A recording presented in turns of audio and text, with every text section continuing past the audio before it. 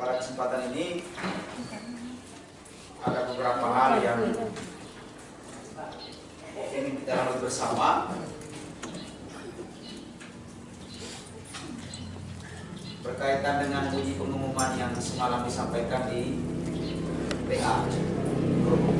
Kami dengan roh yang satu dan sama itu, kami dapat berpikir dengan benar dan bijaksana untuk memberikan pikiran-pikiran yang positif untuk pembangunan, untuk pengembangan budaya kami, khusus budaya positif yang baik di lingkungan lembaga pendidikan SMA Negeri 5 Bocoranaka ini. Tuhan yang Maha Baik, kami mohon berkat-Mu, mohon penyertaan-Mu agar kegiatan ini dapat berjalan dengan baik sesuai dengan rencana dan kehendak-Mu. Kami semua berharap yang terbaik. Memulai kegiatan kita pada siang hari ini dengan doa. Terima kasih untuk Pak Uni yang sudah memberikan kesempatan. Pertama-tama kami mengucapkan puji dan syukur kepada Tuhan Yang Maha Esa karena atas karunia dan kebesarannya kita semua Bapak Ibu Guru bisa berkumpul di sini untuk menjalankan aksi nyata yang akan kami dengan Pak Afif paparkan hari ini. Nah, kita hari ini adalah pengimbasan budaya positif terhadap kemajuan sekolah dalam rangka mewujudkan budaya positif di sekolah, khususnya di SMA Negeri 5 Bocoranaka. Yang saya hormati Bapak Kepala Sekolah yang diwakilkan oleh Bapak Wakasek, terima kasih atas waktu untuk kesediaan hari ini, dan juga Bapak Ibu Guru yang hari ini sudah berkesempatan hadir untuk mendengarkan tentang pengimbasan budaya positif ini. Nah, gambaran pertama tentang budaya positif itu sendiri, budaya positif di sekolah merupakan suatu nilai atau suatu keyakinan atau suatu kebiasaan yang nanti kita harus terapkan, dan intinya kita harus berpihak pada murid. Ini dalam pengimbasan ini sasaran dari budaya positif ini adalah bagaimana nilai-nilai itu, keyakinan-keyakinan atau kebiasaan kita terapkan, tetapi dengan catatan itu kita harus berpihak pada murid itu sendiri, sehingga murid nanti bisa berkembang dengan baik, kemudian bisa bertanggung jawab dan bisa menguatkan karakter dari peserta didik kita. Oke, kita langsung saja ke materinya tentang budaya positif. Budaya positif, kita harus mengetahui terlebih dahulu seperti apa filosofi pendidikan menurut Ki Hajar Dewantara bagi kita seorang guru. Yang pertama adalah pendidikan itu adalah kependidikan dan budaya. Nah, pendidikan adalah tempat bersemayanya segala benih-benih kebudayaan yang hidup dalam masyarakat kebangsaan. Yang kedua, kebudayaan itu dinamis. Pendidikan dan kebudayaan adalah hal yang dinamis, selalu berubah dan bergerak sesuai kodrat alam dan kodrat zaman. Yang ketiga, guru itu menuntun. Guru menuntun segala kodrat yang ada pada anak untuk mencapai keselamatan dan kebahagiaan setinggi-tingginya. Yang keempat, cipta, karsa, dan karya. Cipta, karsa, karya, dan budi pekerti harus dikembangkan secara seimbang. Yang kelima, berpihak pada anak. Pendidikan harus memenuhi tumbuh kembang anak.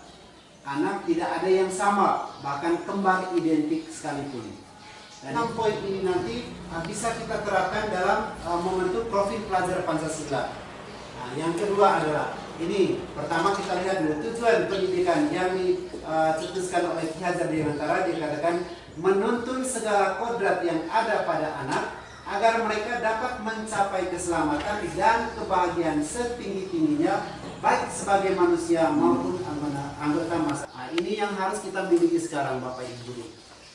Seorang guru harus memiliki nilai-nilainya. Yang kedua, seorang guru harus punya peran.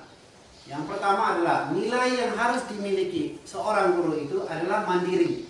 Yang kedua, reflektif.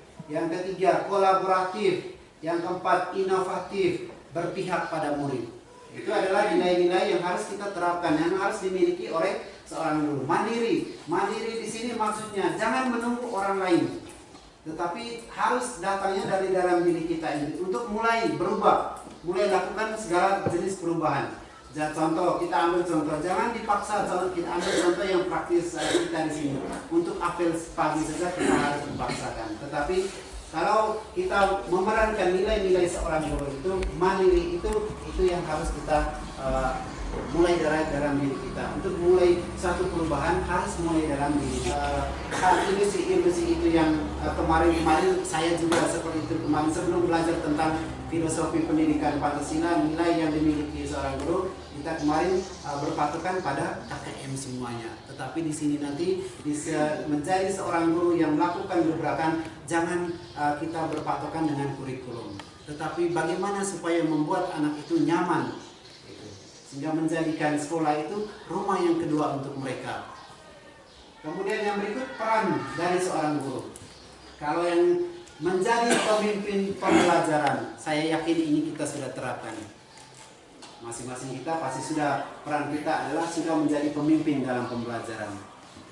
Kemudian yang kedua, menjadi agen perubahan bagi ekosistem pendidikan. Kita yang membuat agen perubahan, sehingga nanti anak-anak bisa berubah. Kemudian yang ketiga adalah menggerakkan komunitas dan lingkungan pendidikan. Harus seorang guru itu perannya harus menggerakkan komunitasnya. Jangan sampai komunitasnya hanya bergerak terpaku pada satu tempat saja, tetapi tidak ada gebrakan untuk satu perubahan. Dan yang keempat adalah mendorong kolaborasi antara guru, orang tua, dan murid. Nah, di sini juga peran kita adalah adanya kolaborasi kita antara guru. Contoh, saya ambil contoh, ada siswa kita yang bermasalah, pasti di situ nanti kita melibatkan teman-teman guru untuk bisa menyelesaikan. Kemudian kita bisa bersosialisasi dengan orang tuanya, gitu. Kemudian dengan murid itu sendiri. Ini adalah peran-peran kita. Nah, sehingga nanti kalau seorang guru memiliki nilai dan perannya tersendiri yang tadi sudah dijelaskan, dengan sendirinya budaya positif itu nanti diterapkan dengan baik. Karena apa? Bukan tidak mungkin budaya positif itu harus berubah begitu saja tanpa harus ada perubahan dalam diri kita sendiri sebelum kita menggerakkan orang lain. Contohnya tadi siswa. Bagaimana siswa nanti bisa berubah mengikuti seperti apa itu budaya positif kalau dari kita guru itu tidak memiliki nilai-nilai seperti ini tadi. Kita lanjut. Nah, ini dia profil pelajar Pancasila yang sasaran kita. Setelah kita tadi mengetahui peran dan fungsi kita sebagai guru, nah ini profil pelajar Pancasila yang harus kita jalankan nanti ke depannya. Beriman, bertakwa kepada Tuhan dan berakhlak mulia. Kemudian berkebinekaan global, bergotong royong, kreatif, bernalar kritis, dan mandiri. Ini adalah profil pelajar Pancasila, nalar dan sebagainya. Itu kita bisa ambil salah satu, atau mandiri, atau bernalar kritis, kreatif. Contohnya seperti ini yang kita harus, sasaran kita nanti membentuk pelajar Pancasila dari bagaimana ini bisa terbentuk. Nah, terbentuknya ini kalau kita seorang guru tadi memiliki nilai dan peran tersendiri. Yang tadi slide pertama, kedua tadi sudah ditayangkan. Setelah kita masuk ke atau nilai-nilai kita sudah miliki, peran kita sudah miliki. Nah, sekarang kita masuk ke budaya positif untuk menerapkan nanti di lingkungan sekolah kita. Nah, capaian umumnya memahami konsep pendidikan menurut I. Hajar Dewantara dihubungkan dengan konsep budaya dan lingkungan positif di sekolah yang berpihak pada murid. Itu sasaran dari budaya positif ini tadi. Yang kedua, melakukan evaluasi dan refleksi tentang praktek disiplin dalam pendidikan Indonesia secara umum untuk mendapatkan pemahaman baru mengenai konsep disiplin positif untuk menciptakan murid dengan profil pelajar Pancasila. Yang ketiga, memahami peran sebagai guru untuk membangun budaya positif dengan menerapkan konsep disiplin positif dalam berinteraksi dengan murid. Ini capaian umum dari budaya positif yang akan kita terapkan. Materi pembelajaran ada 6 poin tentang perubahan paradigma, disiplin positif, keyakinan kelas, kebutuhan dasar manusia, posisi kontrol, dan segitiga restitusi. Ini adalah budaya positif, materi yang menuju ke sana nanti. Nah, yang kita tekankan sebentar itu di sini keyakinan kelas, posisi kontrol dan segitiga restitusi. Itu yang kita harus tekankan hari ini. Bagaimana keyakinan-keyakinan kita terapkan untuk menciptakan budaya positif. Nah, posisi kontrol apa yang kita akan pantau ke anak-anak nanti? Itu ada berapa posisi kontrol nanti yang harus dimiliki oleh seorang guru tadi. Kemudian yang terakhir, bagaimana menyelesaikan permasalahan tentang budaya positif itu nanti kita temukan di yang namanya segitiga restitusi. Mudah-mudahan tahun depan ada yang mengikuti jejak kami sehingga kita lebih banyak mendalami tentang materi-materi tentang filosofis belajar Pancasila tadi. Kita mulai dengan yang pertama, paradigma. Nah, di sini adalah ilusi tentang kontrol. Bagaimana kita selama ini menganggap bahwa ilusi kita selama ini bahwa mengontrol murid itu bisa membentuk sebuah karakter murid. Kemudian yang kedua, ilusi yang kedua bahwa kritik bisa membuat orang merasa bersalah dalam menguatkan karakter. Yang ketiga, ilusi bahwa semua penguatan positif efektif dan bermanfaat. Dan ilusi yang berikut adalah bahwa orang dewasa memiliki hak untuk memaksa. Ini adalah kegiatan. Nah, jangka panjangnya tidak ada dari pengontrolan itu nanti. Kenapa hari ini saya katakan seperti contoh siswanya? Karena dia takut dikontrol, dia akan melakukan satu kegiatan yang apa yang kita inginkan. Tetapi setelah itu, setelah tidak ada pengawasan dari kita, dia tidak melakukan hal itu kembali. Tapi menurut Ki Hajar itu semuanya tidak benar. Kenapa?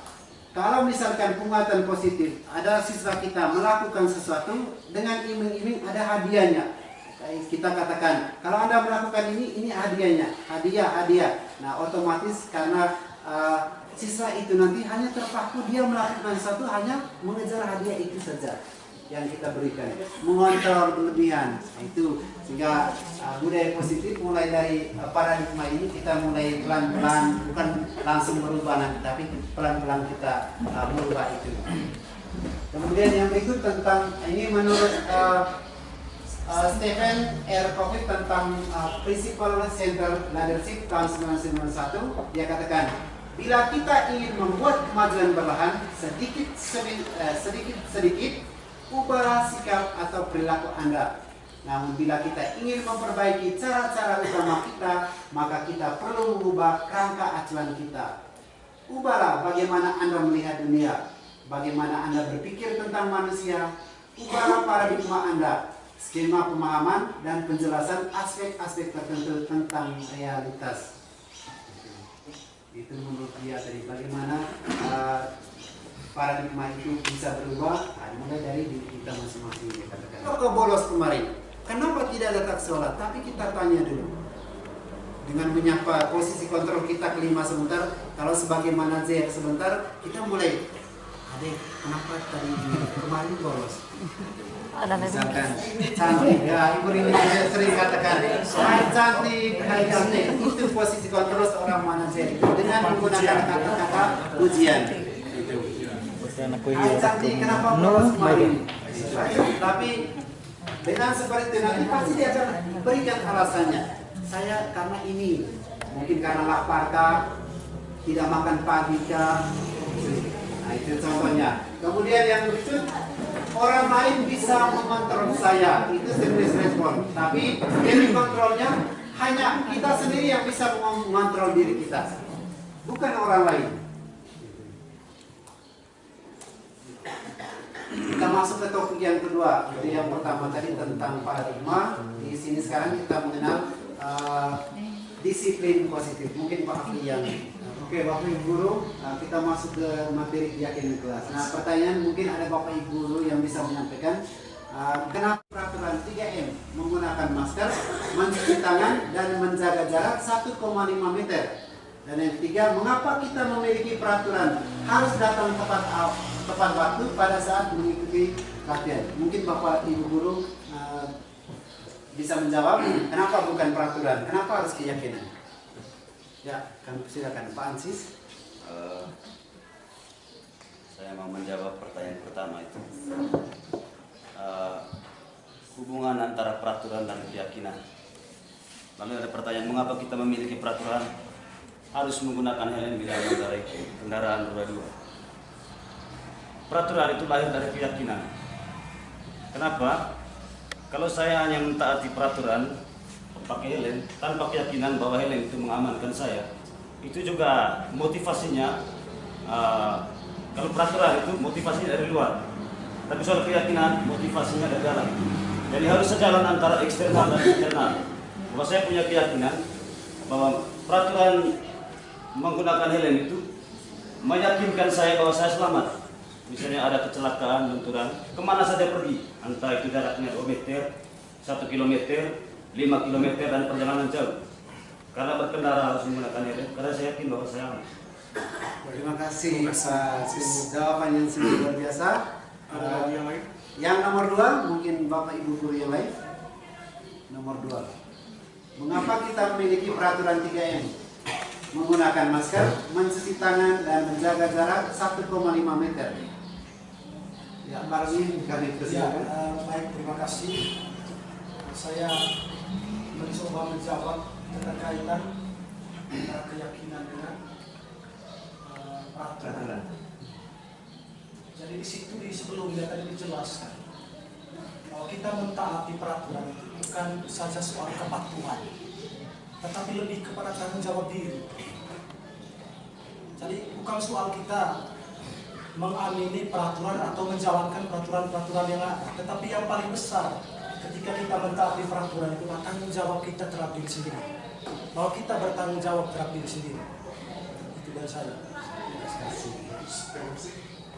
Yang ketiga mungkin dari Ibu Guru. Ya, Terima kasih waktunya. Melihat kalimat yang di atas itu, mengapa tidak peraturan saja? Mengapa harus keyakinan jelas? Lalu muncul di bawah pertanyaan yang kedua mungkin atau yang pertama itu, mengapa kita memiliki peraturan harus menggunakan helm mengendarai kendaraan roda 2? Satu pertanyaannya itu. Saya berpikir begini. Sebuah aturan itu dibuat tentu atas dasar berbagai macam pertimbangan. Salah satu pertimbangannya itu adalah apakah aturan yang dibuat itu bermanfaat atau tidak. Tentu di sini untuk keyakinan dari mungkin sebagian besar orang meyakini bahwa aturan yang dibuat itu baik. Sebagian besar orang, karena begini, soal aturan itu tidak semua orang bisa menerima. Jika saya katakan kalau aturan itu oleh sebagian besar orang merasa meyakini bahwa itu baik, maka aturan itu dibuat sehingga jelas ada keterkaitan di sini bahwa sesuatu yang dibuat itu kita harus meyakini bahwa itu bisa merubah kita. Terima kasih. Terima kasih untuk ketiga. Peraturan 3M menggunakan masker, mencuci tangan, dan menjaga jarak 1,5 meter.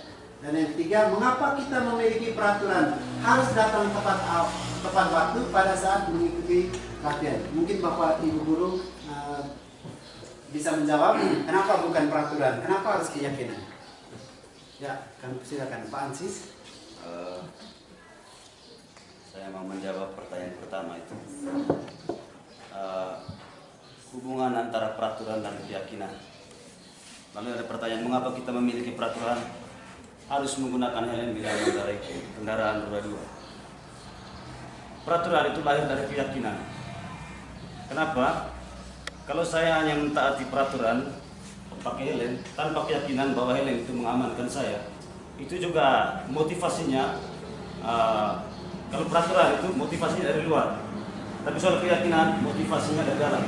Jadi harus sejalan antara eksternal dan internal. Bahwa saya punya keyakinan bahwa peraturan menggunakan helm itu meyakinkan saya bahwa saya selamat. Misalnya ada kecelakaan, benturan, kemana saja pergi, entah itu jaraknya 2 meter, 1 kilometer, 5 kilometer, dan perjalanan jauh. Karena berkendara harus menggunakan helm, karena saya yakin bahwa saya aman. Terima kasih atas jawaban yang sangat luar biasa. Ada lagi yang lain? Yang nomor 2, mungkin Bapak Ibu Guru yang lain. Nomor 2. Mengapa kita memiliki peraturan 3M? Menggunakan masker, mencuci tangan, dan menjaga jarak 1,5 meter. Ya, Marwin kami Ya, persilakan. baik, terima kasih. Saya mencoba menjawab keterkaitan keyakinan dengan peraturan.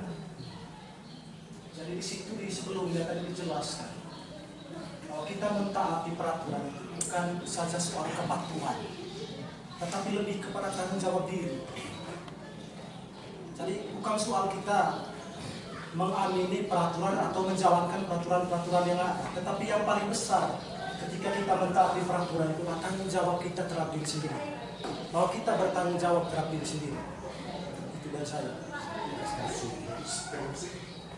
Yang ketiga mungkin dari Pak Guru. Ya, Baik, terima kasih waktunya. Melihat kalimat yang di atas itu, mengapa tidak peraturan saja? Mengapa harus keyakinan jelas? Lalu muncul di bawah pertanyaan yang kedua mungkin atau yang pertama itu, mengapa kita memiliki peraturan harus menggunakan helm mengendarai kendaraan roda 2? Atau pertanyaannya ketiga. Saya berpikir begini, sebuah aturan itu dibuat tentu atas dasar berbagai macam pertimbangan. Salah satu pertimbangannya itu adalah apakah aturan yang dibuat itu bermanfaat atau tidak. Tentu di sini untuk keyakinan dari mungkin sebagian besar orang meyakini bahwa aturan yang dibuat itu baik sebagian besar orang. Karena begini, soal aturan itu tidak semua orang bisa menerima. Jika saya katakan kalau aturan itu oleh sebagian besar orang merasa meyakini bahwa itu baik, maka aturan itu dibuat. Sehingga jelas ada keterkaitan di sini bahwa sesuatu yang dibuat itu kita harus meyakini bahwa itu bisa merubah kita. Terima kasih. terima kasih untuk ketiga. Nah, apa keyakinannya atau nilai kebajikannya apa? Tanggung jawab. Nilai kebajikan yang harus diterapkan, keyakinannya selalu kembalikan hukum ke tempatnya. Nilai kebajikan yang kita peroleh dari situ, Nilai kewajiban. ya, Memberikan kebutuhan. Tanggung jawab. Keteraturan. ya, Tanggung jawab. Keteraturan. ya. Dilarang mengganggu orang lain.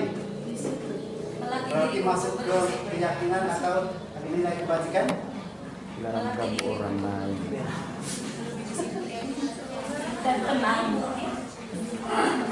Saling menghargai. Keamanan. Ya, tenang Ya, ya. Keamanan. Ketenangan. Itu menghormati orang lain. Iya, Kita penghormatan. saling menghargai. Ya. Itu nilai kebajikannya. Ya. Yang ketiga, hadir di sekolah 15 menit sebelum pembelajaran dimulai. Disiplin waktu. Disiplin waktu. Ada nilai komitmen di situ. Komitmen. Ya. Kemudian yang berikut, dilarang melakukan kekerasan. Berarti untuk menghindari keselamatan salah satunya. Sehingga tidak ada anak terluka atau dia sakit hati. Kemudian yang berikut, dilarang menggunakan narkoba. Nilai kebajikannya Kesehatan. Kesehatan. Kesehatan. bergantian atau menunggu giliran. Menggunakan masker. Sehat. Kesehatan. Keselamatan. Keselamatan. Jangan Patuh. berlari di kelas atau koridor. Keselamatan diri. Keselamatan. Itu ada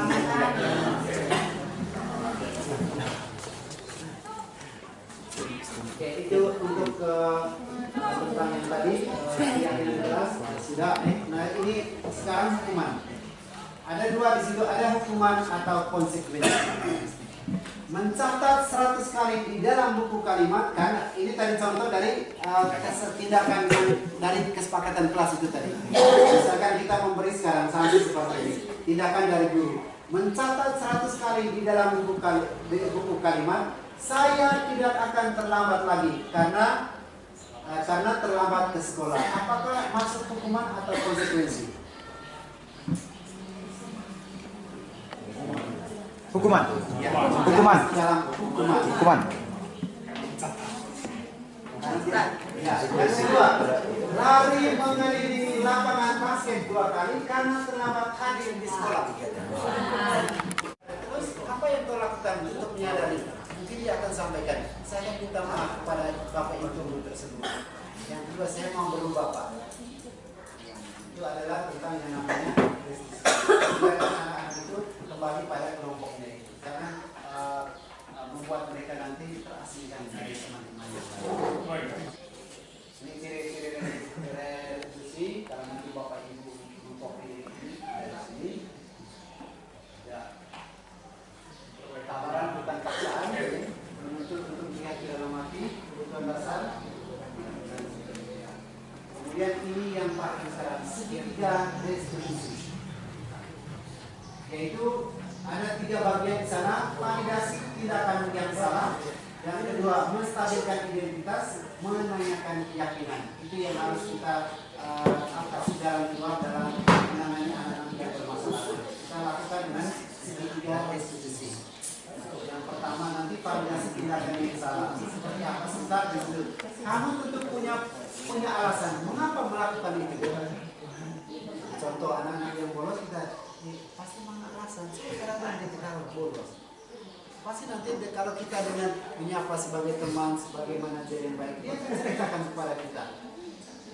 Oh, seperti kemarin ada yang bolos. Saya tanya, kenapa bolos? Dia katakan, Pak, saya lapar karena saya tidak makan pagi.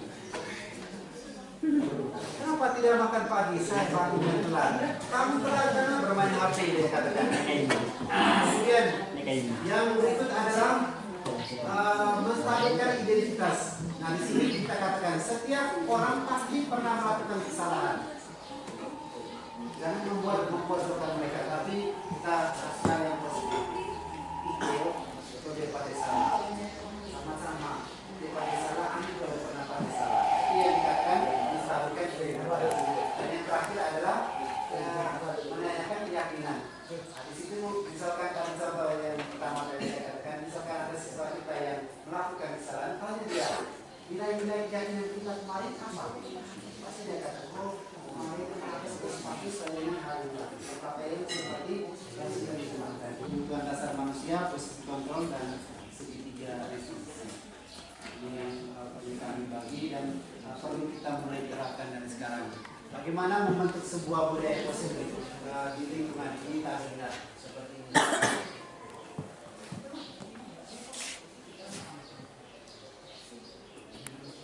Tadi lupa ditayangkan. Budaya positif itu terbentuk dari lingkungan yang positif.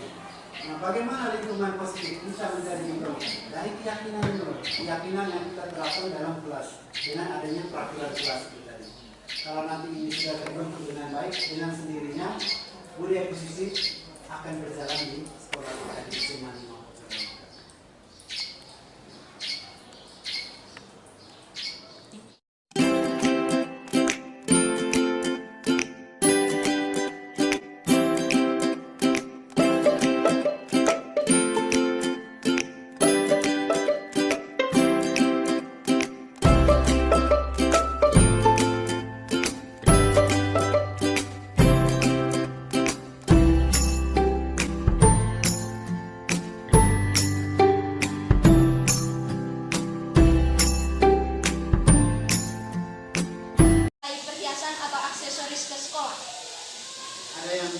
Ada yang lain?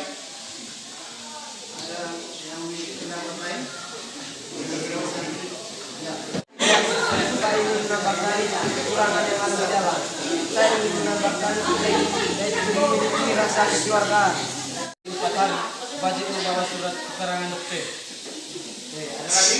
Sebaiknya setiap bulan siswa-siswi diwajibkan mengumpulkan uang kas kelas minimal 2.000. Kesepakatan kelas yang sudah lupa tadi, yang pertama-tama berdoa sebelum dan sesudah KB.